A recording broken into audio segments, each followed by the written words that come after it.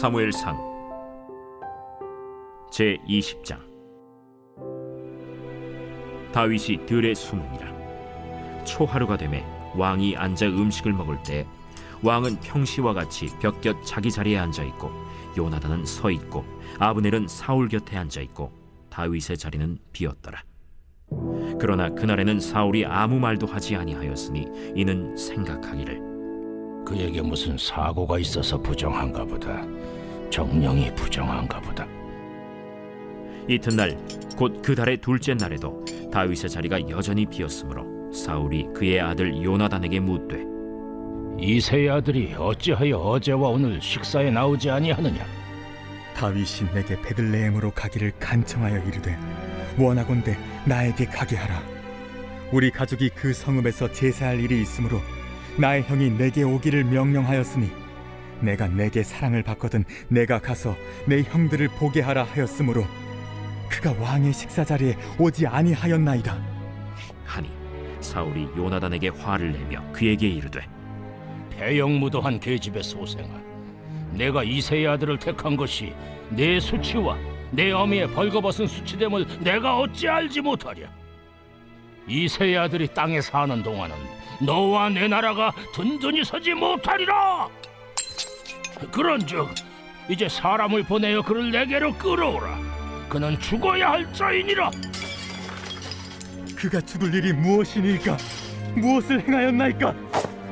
사울이 요나단에게 단창을 던져 죽이려 한지라.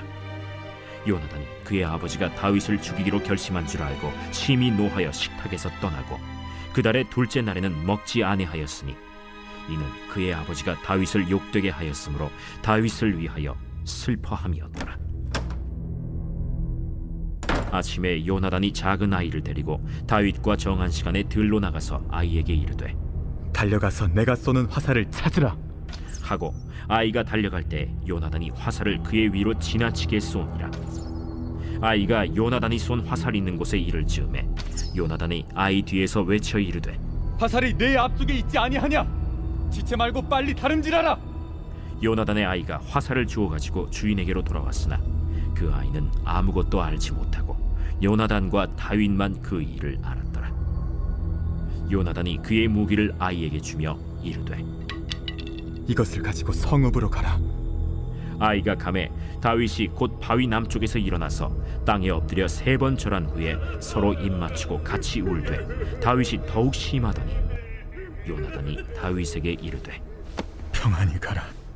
우리 두 사람이 여호와의 이름으로 맹세하여 이르기를 여호와께서 영원히 나와 너 사이에 계시고 내 자손과 내 자손 사이에 계시리라 하였느니라 하니 다윗은 일어나 떠나고 요나단은 성읍으로 들어가니라. 할렐루야. 사랑하는 열린문교회 성도 여러분, 지난밤도 주님 주신 은혜와 평강 가운데 단잠 주무셨습니까? 아침을 깨우는 말씀, 금요일 이 아침에 주님께서 저와 여러분에게 주시는 말씀은 사무엘상 20장 24절로 42절까지의 말씀입니다. 오늘도 주시는 살아계신 하나님의 말씀을 통하여 저와 여러분의 삶 가운데 하나님이 주시는 인사이트와 지혜가 임하는 시간이 되길 원하며 또한 그 지혜로 또한 하나님 들려주신 말씀으로 인하여 저와 여러분의 삶 가운데 온전히 적용해내심으로 하나님께서 원하시는 또한 기뻐하시는 선한 열매 맺는 오늘이 되었으면 좋겠습니다. 어제 말씀을 통해서도 우리가 나누었지만 이 사울의 아들인 요나단과 다윗은 서로 간에 언약을 세우고 서로 간의 우정을 확인하는 시간들을 보내었습니다. 그러면서 그들이 확인하고자 했던 것은 무엇이냐면 요나단의 아버지인 사울이 과연 다윗을 정령 죽이고자 하는 것이 사실인지에 대한 그 확인을 하고자 하였던 것입니다. 이들이 이와 같은 것을 확인해야만 하는 것은 말 그대로 너무나 어처구니가 없고 이해가 되지 않기 때문입니다. 도대체 왜 자신의 아버지인 사울이 그리고 다윗에게 있어서는 자신이 충성을 다해 섬기는 왕인 사울이 자신을 죽이려 하는지 도무지 이해가 되지 않았던 것입니다. 다윗이 한 번도 자신의 이름을 내려 한 적도 없고 그저 왕에게 충성하여 또한 이스라엘 백성을 위하여 또한 하나님을 위하여 열심히 싸워 성과를 거두고 왕에게 도리어 많은 어떠한 결과물을 바쳤음에도 불구하고 이 사울왕은 그를 높이거나 그를 존귀하게 하려 하기보다는 도리어 그에게 질투를 느끼고 그를 죽이려 하더라는 것이죠. 다윗이 그 왕위에 대해 위협을 했다든가 아니면 자신의 어떤 야욕을 드러낸 적도 없는데도 말입니다. 물론 많은 이들이 이러한 과정을 보면서 다윗을 시기 질투한 사울왕의 어떠한 이 질투심에 어린 분노이며 또한 그의 살의라고 얘기하는 이가 있지만, 사실은 아무리 그와 같은 과정, 에둘러 그와 같은 이유를 댄다 할지라도 사울왕이 그렇다고 다윗, 자신보다 한참 어린 다윗을 죽이려고 하는 그 이유는 도무지 이해가 되지 않는 것입니다. 그래서 오늘 본문에서 이 다윗과 이 언약을 세우고 약속한 바와 같이 이 요나단이 사울왕에게 나아가서 사울왕이 진실로 다윗을 죽이려 하는지에 대해서 확인하는 장면을 오늘 본문에서 보여주는데, 말 그대로 왕과 함께 식사하는 자리에 참여하지 않은 다윗을 보며 사울왕이 어떻게 반응하는지에 따라 진실로 그를 죽이고자 하는지에 대해서 확인하려 했던 것입니다. 첫날이 지났을 때에는 첫날에 이제 이 다윗이 식사 자리에 참여하지 않음을 보고 사울왕이 생각한 것이 성경에 나와 있는데요. 26절 보니 그러나 그날에는 사울이 아무 말도 하지 아니하였으니 이는 생각하기를 그에게 무슨 사고가 있어서 부정한가 보다, 정령이 부정한가 보다 하였음이더니, 경연에 사울 왕 곁에 앉아야 하는 다윗이 그 자리에 있지 않자 결국에는 사울 왕은 첫날에는 아무 말도 하지 않았다라고 이야기하는데, 그 이유를 밝히는 성경의 내용이 너무나 가관입니다. 무엇이냐면 사울이 생각할 때에 그에게 부정한 일, 말 그대로 뭔가 잘못된 일, 사고가 일어났나 보다 하면서 도리어 좋아했다라는 것이에요. 이것만 봐도 사실은 상식 불가이고 이해가 되지 않는 것이죠. 다윗을 질투하고 시기했었던 사울, 그렇다고 하여 그가 함께 자리에 앉지 않은 것에 대해서 그가 아무렇지 않게 반응했던 이유는 그가 사고가 났든가 뭔가 부정한 일로 참여하지 않았나 보다 하며 도리어 좋아했다라는 것이죠. 그런데 이튿날에 또 두 번째 날에 식사 자리에 다윗이 보이지 않자 아들 요나단에게 왜 다윗이 이세의 아들 다윗이 참여하지 않았냐라고 또다시 묻는 장면이 나오고, 여차여차해서 요나단이 그 다윗을 고향에 내려가게 허락했노라는 이야기를 하게 되더라는 것이죠. 그때 사울의 반응이 또 굉장히 놀랍습니다. 30절 보니 사울이 요나단에게 화를 내며 그에게 이르되 폐역무도한 계집의 소생아, 내가 이세의 아들을 택한 것이 내 수치와 내 어미의 벌거벗은 수치됨을 내가 어찌 알지 못하랴. 이세의 아들이 땅에 사는 동안은 너와 내 나라가 든든히 서지 못하리라. 그런즉 이제 사람을 보내어 그를 내게로 끌어오라. 그는 죽어야 할 자이니라 한지라. 결국에는 다윗이 그저 고향에 내려가는 것에 대해서 허락을 했다는 이유로 그 아버지였던 사울, 특별히 성경의 이야기들을 보면 사울은 요나단을 굉장히 아끼고 사랑했었던 인물이라는 것에 대해서 우리가 유추해 볼 수 있는데요. 그처럼 사랑했던 아들 이 요나단이 그저 다윗을 고향에 내려가 형제들을 무난하고 보는 것에 대해서 허락했다는 이유만으로 이렇게 불같이 화를 내는 게 과연 상식적인 일이냐는 거예요. 뭔가 모반을 꾀한 것도 아니고 다윗의 뭔가 굉장한 어떤 잘못을 덮어주려 한 것도 아니고 그저 고향에 내려가 형들을 보게 하려는 것에 대해서 허락했다라는 말 한마디 때문에, 여러분 어떻게 사울은 이와 같이 이 비상식적인 행동을 보이며 그가 사랑했던 아들 요나단에게 이렇게 수치스러운 이야기들을 던지며 그를 저주할 수 있겠냐라는 것입니다. 아무리 생각해도 이해가 되지 않는 장면들과 대화들이 오가는 이 중임을 우리는 분명히 인지하게 되더라는 것이죠. 그랬더니 요나단이, 우리와 같이 상식을 가진 요나단이 이해가 되지 않아 32절에 이야기합니다. 요나단이 그의 아버지 사울에게 대답하여 이르되 그가 죽을 일이 무엇이니까, 무엇을 행하였나이까. 그 이후에 여러분 어떤 일이 일어납니까? 사울이 요나단에게 단창을 던져 죽이려 한지라. 요나단이 그의 아버지가 다윗을 죽이기로 결심한 줄 알고 심히 노하여 식탁에서 떠나고 그달의 둘째 날에는 먹지 아니하였으니 이는 그의 아버지가 다윗을 욕되게 하였으므로 다윗을 위하여 슬퍼함이었더라. 급기야 그 사랑하는 아들을 죽이려고까지 하더라는 것이에요. 무엇이 사울을 이렇게 미치게 만들었으며 사울을 비상식적이게 만들었던 것일까요? 요나단이 그 아버지 사울에게 이야기한 것은 이겁니다. 도대체 다윗이 죽을 일을 어떤 일을 행하였습니까? 왜 그를 이렇게 미워하고 죽이려 하십니까? 라고 정말 지극히 상식적인 질문을 그 아비에게 던졌을 뿐이었다라는 것이죠. 그랬더니 그 사랑하는 아들 요나단을 죽이기 위해서 단창을 던져 죽이려 했다라는 것입니다. 여러분, 우리는 이 본문을 보면서 사실은 여러 가지 이 신앙의 삶 가운데 벌어지는 일들에 대해서 민감하게 살펴보고 생각해 볼 수 있어야 한다라는 것입니다. 저는 신앙생활을 하면서, 특별히 목회를 하면서 전혀 예상하지 못했던 일들이나, 그리고 나에 대해 모함을 하거나 나를 미워하거나 모욕하거나 저에게 누명을 씌우거나 억울하게 하는 일이라든가, 심지어 저를 죽이려 한다던가 저에게 폭력을 가하려 한다던가 수많은 일들을 경험하였습니다. 그때마다 제가 심히 낙심이 되고 지쳐 아내에게 늘 그런 이야기를 했습니다. 상식적으로 이해가 안 된다고. 도대체 왜 저들이 나에게, 그리고 저 사람들은 왜 나에게. 여러분, 그와 같은 이야기를 하면서 제가 와이프에게 내던진 말은 그것입니다. 상식적으로, 특별히 도무지 이해가 되지 않는다라는 것이죠.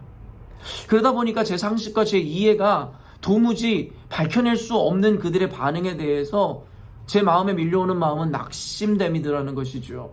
그러면서 지쳐오기 시작하고. 사랑하는 성도 여러분, 저는 오늘 이 말씀을 통해서 여러분들에게 분명히 전해주고자 하는 메시지가 무엇이냐면, 세상은 이유 없이 그리고 비상식적으로 저와 여러분을 미워할 것이다 라는 것입니다. 여러분, 이것은 전혀 이상한 이야기가 아닌데요. 요한복음 17장 14절을 보면, 내가 아버지의 말씀을 그들에게 주었사오매 세상이 그들을 미워하였사오니 이는 내가 세상에 속하지 아니함 같이 그들도 세상에 속하지 아니함으로 인함이니이다. 예수님께서 말씀하시는 것이 무엇입니까? 결국에는 저와 여러분은 세상에 나아가 사람들에게 미움을 당할 수밖에 없는 필연적 존재라고 이야기합니다. 그러면서 그 이유가 어떤 우리가 생각하는 상식이나 이해에 합당한 어떠한 이유가 아니라, 결국엔 어떻게 해요? 그들은 세상에 속하였으나 우리 그리스도인들은 세상에 속하지 아니하고 하나님의 나라에 속하였기 때문이다라고 그 이유를 밝히더라는 것입니다. 이것이 무슨 말인지 아시겠나요? 여러분, 우리가 낙심하고 좌절하는 이유 중에 아까 제가 이야기하고 밝힌 바와 같이 상식적으로 도무지 이해가 되지 않는 상황들, 도대체 왜 나를 미워하고 핍박하고 나에게 이런 일이 주어지는지에 대해서 이해할 수 없는 상황으로 말미암아 우리는 낙심되고 실망하기 마련이더라는 것이죠. 급기야 그 과정 가운데 결론적으로 우리는 좌절하고 어떤 이들은 그로 인해서 실족에 이르기까지 하더라는 것입니다. 오늘 성경을 보거나 그 외의 말씀 가운데서 이와 같이 비상식적이고 우리 생각으로는 이해할 수 없는 현상들과 상황들이 종종 등장합니다. 사울이 요나단을, 그리고 심지어 다윗을 죽이려 하는 그 장면들은 우리의 이해나 상식으로는 도무지 받아들여지지 않는 내용이라는 것입니다. 그러나 우리 그리스도인들의 낙심과 실망의 이유는 바로 이와 같이 이해가 되지 않는 상황, 그리고 납득이 되지 않는 일로 인해서 나를 미워하고 핍박하는 사람들과 환경으로 인하여 우리는 낙심하고 좌절하게 되더라는 것입니다. 제가 이 말씀을 여러분에게 전해 드리는 이유는 여러분들에게 그와 같은 일들로 인해서 낙심하지 말라는 단순한 이야기라는 것이 아니라 그 의미와 이유를 여러분이 깨닫고 이해한다면 여러분이 낙심하는 길로 가지 않을 것이기 때문입니다. 이 말인즉슨 여러분의 상식과 여러분이 이해하려는 그 마음을 내려놓으시더라고 이야기하는 것입니다. 예수님께서 말씀하셨듯이 저와 여러분은 세상에 속하지 않고 하나님의 나라에 속해 있기 때문에 세상은 결코 여러분을 보면서 가만 놔두려 하지 않을 것이고 여러분을 미워할 것입니다. 베드로서에 나오는 것처럼 우는 사자와 같이 우리를 집어삼키려고 하는 사단 마귀는 끊임없이 여러 가지 이유와 환경, 사람을 통해서 우리를 낙심시키고 무너뜨리려 할 것인데 그것에 합당한 이유가 있다고 생각하지 마십시오. 또 어떤 분들은 나의 잘못으로, 나의 어떠함으로 이루어진 일이라, 어떤 이들은 그것을 겸손이라 이야기할 수도 하는 사람도 있을지 모르겠으나, 여러분, 그리스도인들이 물론 잘못을 하여 징계의 차원에서 하나님의 심판을 혹은 하나님의 징계를 받기도 하겠지만, 그와 같은 징계받을 만한 일이 없고 선을 행한다 하여도 우리 가운데는 이와 같이 낙심될 일들이 반드시 찾아올 것이다라고 성경은 이야기하더라는 것이에요. 그래서 요즘에 늘 강조하듯이 갈라디아서나 여러분 데살로니가 후서에서 바울 사도가 이야기하는 것이 무엇이에요? 선을 행하되 낙심하지 말라는 것이에요. 낙심하지 말라는 것이죠. 선을 행하지만 결국엔 우리의 상식이나 우리의 이해관계에 합당한 결과나 열매들, 또한 내가 선대하였다고 해서 그 역시도 나에게 선대해주는 그와 같은 일들이 일어나지 않을 수도 있다는 것입니다. 오늘날의 그리스도인들이 깨달아야 하는 것은 방금도 이야기한 것처럼 상식적이지려 하면 안 된다는 것이고, 이해하고 납득하려 해서는 안 된다는 것이에요. 그냥 받아들이셔야 된다는 것입니다. 그래서 예수님께서는 연이어 그와 같은 말씀을 하시는 것이에요. 너희가 세상에 나아가 환난을 당하나 담대하라. 내가 세상을 이기었노라. 하나님께서는 결국엔 우리를 세상에 보내시며 우리가 당하게 될 억울함과 환난, 그리고 역경, 고난에 대해서 이미 알고 계셨다라는 것이에요. 그러면서도 그 가운데서 담대하라는 거예요. 낙심하지 말라는 거예요. 염려치 말라는 거예요. 근심치 말고 좌절치 말고 실족치 말라는 것입니다. 왜냐하면 예수님께서 세상을 이미 이기셨듯이 우리들도 반드시 이길 것이기 때문입니다. 그래서 아까 말한 바울사도의 이야기처럼 선을 행하되 낙심하지 말라. 때가 이름에 반드시 거두리라 말씀하시더라는 것이죠. 사랑하는 열린문교회 성도 여러분, 오늘 말씀이 여러분들의 삶 가운데 여러분이 처한 현실과 상황, 고난에 대한 그 이해의 폭을 넓혀주고 여러분의 이해의 깊이를 더하는 말씀이 되기를 원합니다.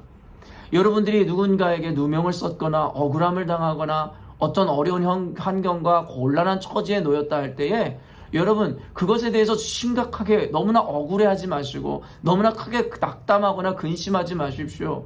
여러분이 이해와 상식의 폭에 맞지 않는 일이 일어났다고 할지라도 여러분 그 이유를 굳이 여러분 안에서 찾으려 하지 마십시오.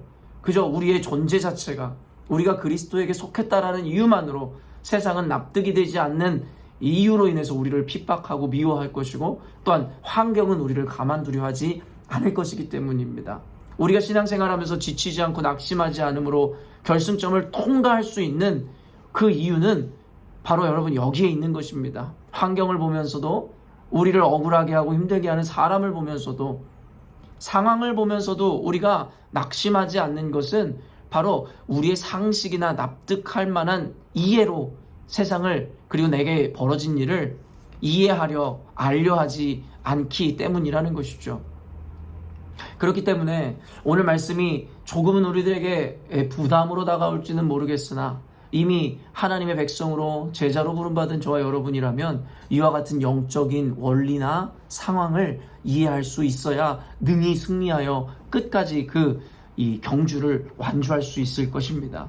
오늘 본문을 통해서 사울이 비상식적인 상황, 이 감정을 느끼고 행동으로 말미암아 다윗을 죽이려 했듯이 우리의 삶 가운데 이와 같은 사울과 같은 비상식적인 모습으로 다가오는 사람들이든 환경이든 여러분 그것을 그대로 이해하려 하지 마시고 그 가운데 하나님의 섭리와 하나님의 인도하심이 있음을 이해하심으로 여러분 그 가운데서도 능히 승리하시고 견뎌내시는 여러분이 되었으면 좋겠습니다. 오늘 여러분의 삶 가운데도 이와 같은 일이 혹 일어난다 하거나 혹은 여러분이 이미 이와 같은 일 가운데 상황 가운데 처해 있다 할지라도 그것을 이상히 여기지 마십시오.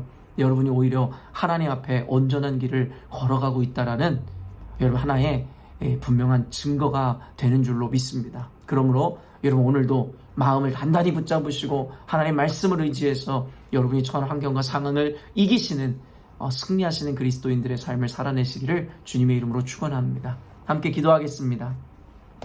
사랑하는 하나님 감사합니다. 오늘도 하나님 말씀을 통해 우리를 가르치시고 우리를 깨우쳐 주시니 감사합니다. 우리가 미처 보지 못하고 생각해 보지 못한 영적인 아버지 하나님 이와 같은 원리들 그리고 현상들을 우리 가운데 말씀하시는 줄로 믿습니다. 사울왕의 그 악한 마음이 도대체 하나님 보통 상식이나 이해로는 납득할 수 없는 모습이었으나 하나님의 말씀을 의지하고 영적인 눈으로 보니 결국에는 하나님께 속한 우리들을 질투하고 시기하며 가만두려 하지 않는 악한 사단마귀는 하나님 납득할 수 없고 이해할 수 없으며 상식적이지 않은 모습과 환경으로 우리를 핍박하고 우리를 곤란에 처하게 할 줄로 생각이 됩니다. 이로 인해 낙심하거나 좌절하거나 아버지 하나님 실족하지 않게 하여 주옵소서. 오늘 말씀을 통하여 깨닫게 하심은 그와 같은 상황을 이기는 그리스도인들로서 우뚝 서게 하려는 하나님의 계획이심을 믿습니다.